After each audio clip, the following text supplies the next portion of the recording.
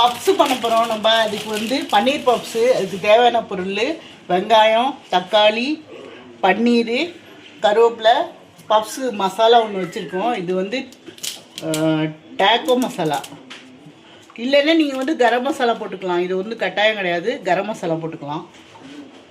அப்புறம் வந்து கொஞ்சம் மஞ்சள் பொடி. இவங்க பப்ஸு வந்து நாங்கள் முதல்லையே வந்து வாங்கி வச்சுருக்கோம். அதுலேயே அதை வந்து நாங்கள் அதில் வச்சு சேர்ப்போம். நம்ம வெங்காயம் போட்டுக்கோம் பாருங்க.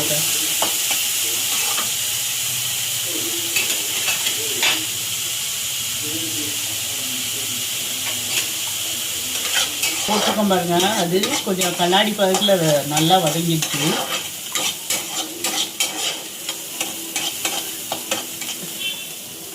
இப்போ நம்ம தக்காளி போடுவோம். தக்காளி வதங்கணும்.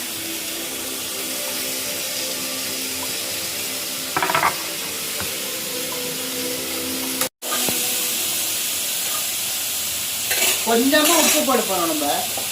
ஏன்னா தக்காளி வதங்கிறதுக்காக பாருங்க கொஞ்சோண்டு புளி உப்பு போடுறோம்.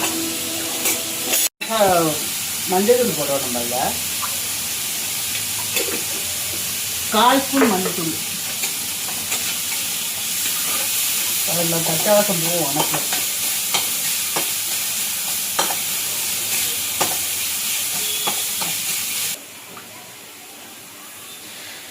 இப்போ மசாலா போடுறோம் பாருங்க.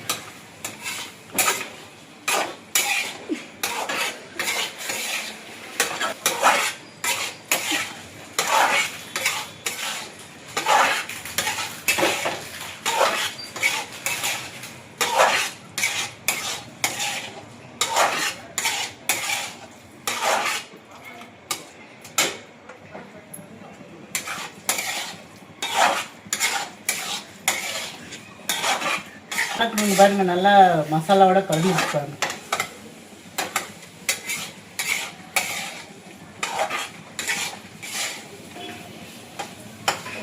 இது நல்லா வணங்கிச்சு. இப்போ இதை நிறுத்த போகிறோம் பாருங்க. பன்னீர் வந்து பப்ஸுக்கு தேவையான அளவுக்கு வதக்கி வச்சுட்டோம். இப்போ அதை நிறுத்துகிறோம்.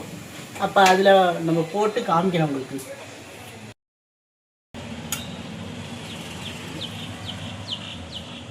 இப்போ நம்ம அதை வச்சு மூடிட்டோம். இப்போ ஏர் ஃப்ரையரில் வைக்க போகிறோம். இப்போ கொஞ்சம் லேசாக ஆயில் வாஷ் பண்ணுறோம். லேசாக பண்ணோம்.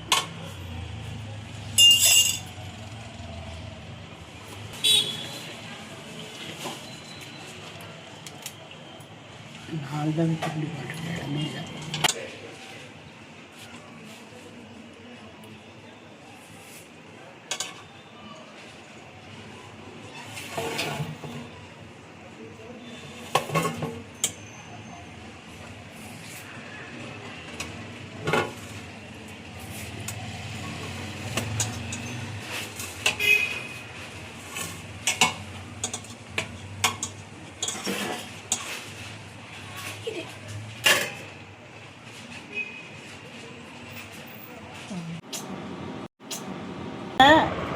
நம்ம இதில் 6 நிமிஷம் வச்சுருக்கணும் ஏர் ஃப்ரையரில். அப்போ தான் ரெடியாகும். கொஞ்சம் நேரம் கழித்து ஆறுனதுக்கு அப்புறம் உங்களுக்கு எடுத்து காமிக்கிறேன்.